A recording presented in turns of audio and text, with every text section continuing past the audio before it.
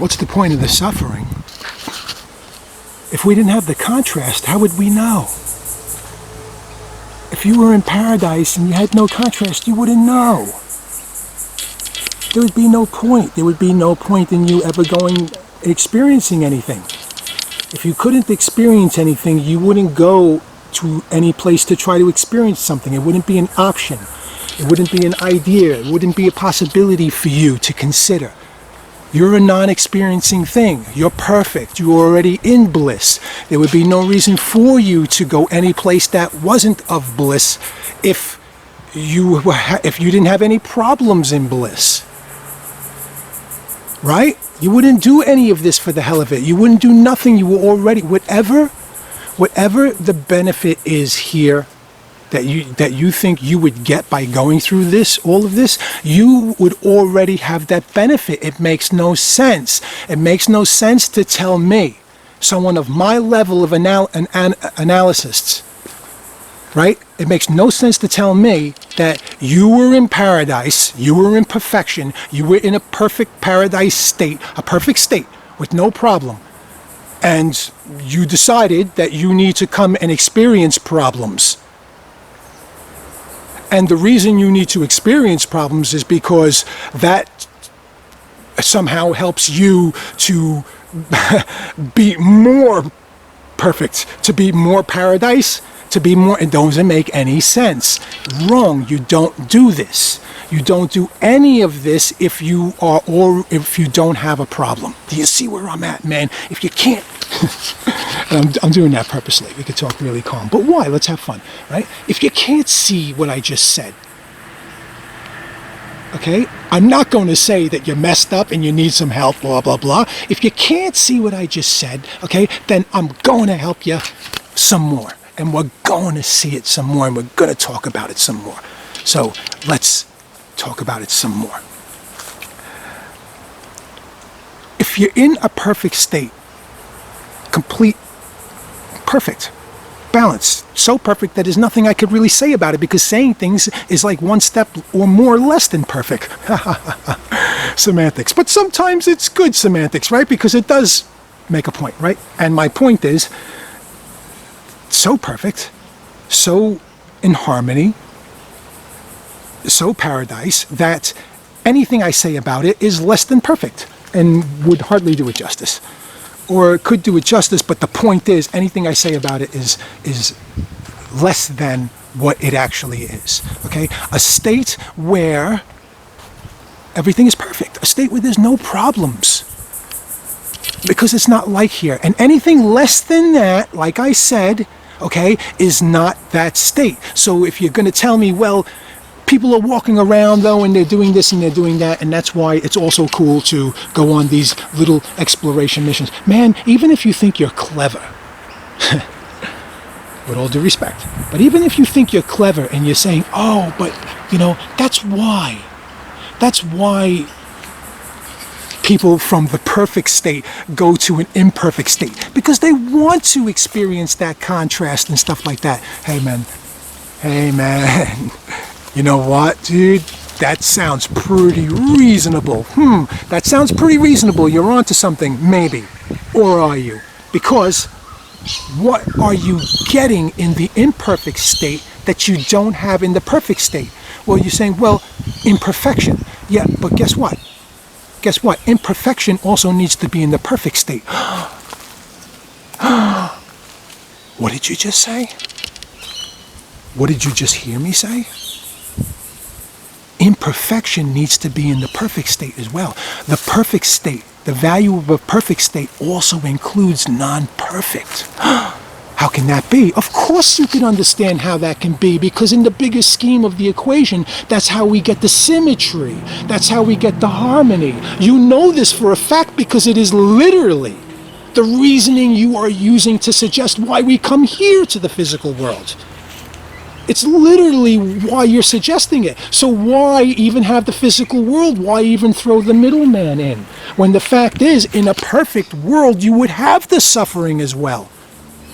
And because if you need to go to another world to get something that would make you better in the world, in the perfection that you're already in, then guess what? You're not in the perfection. It's not perfect.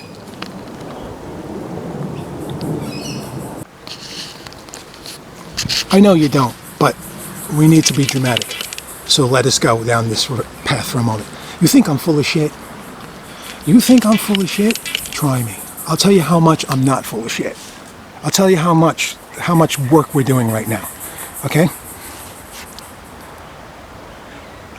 Using the terms that we can use for religion and God, and there's nothing wrong with that. There's heaps to learn and understand through those sets of terms. Okay? Using those terms. Man, there were problems at the pearly gates. There were problems at the throne, man.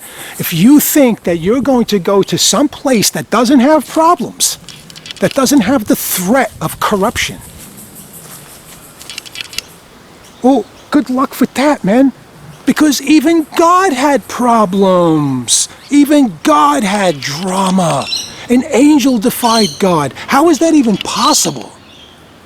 How is it even possible for an angel to, how is it even possible for anyone to oppose God? An angel, you could even make an argument for a human, because you could say humans are different. They're not like angels. They were specifically designed with free will and yada, yada, yada, and that's their pathway. But angels weren't. God didn't give angels free will. Angels are not humans. Angels don't get to do whatever the hell they wanted to. And yet they opposed God. Some did. Problems and drama in heaven, eh?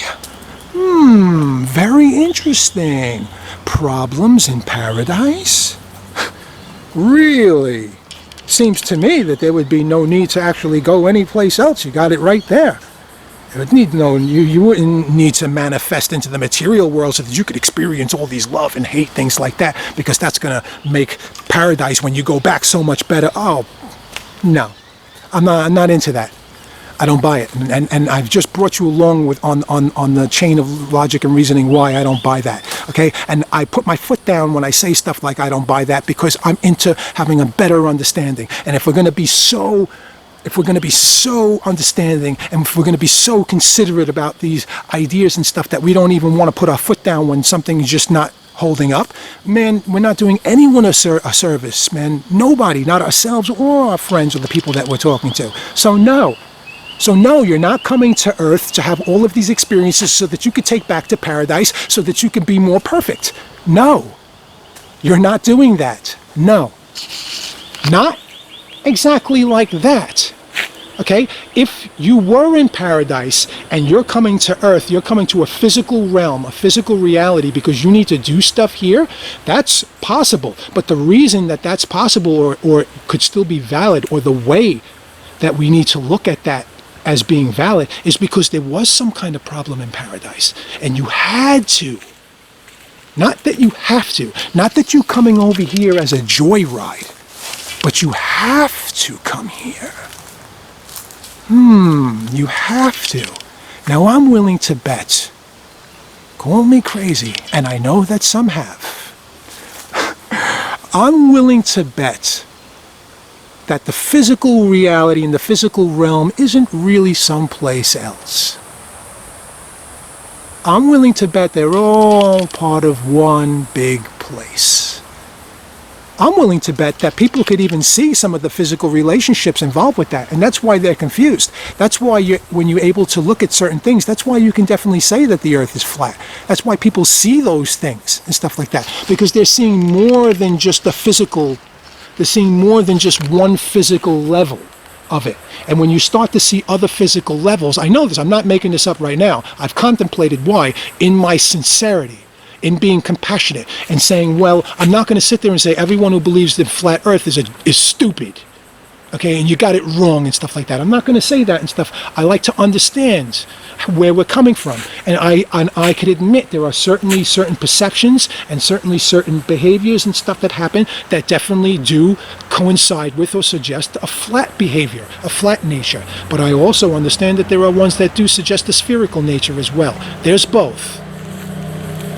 And of course there's both, and every great detective knows that in the end, you're not going to get fooled. Oh, it's one or the other. No, it's not. It's not one or the other. It's both.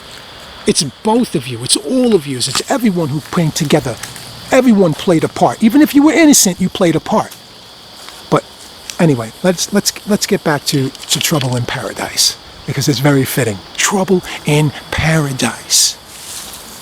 If God had trouble with an angel, if God had trouble, you're going to have trouble. There's going to be trouble.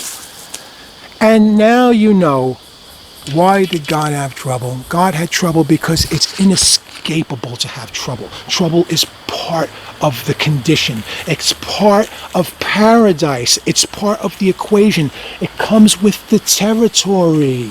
It has to happen. Don't you understand? Our ancestors knew that. And if you're going to be strict and hardcore, then yeah, they're telling you it through a story. You're supposed to understand that through one of the greatest stories ever told. They're passing it on right there. They're giving you everything you need to know so that you understand how this is not an illusion. They're giving everything you need to know so that you could see the non-illusion parts. Right?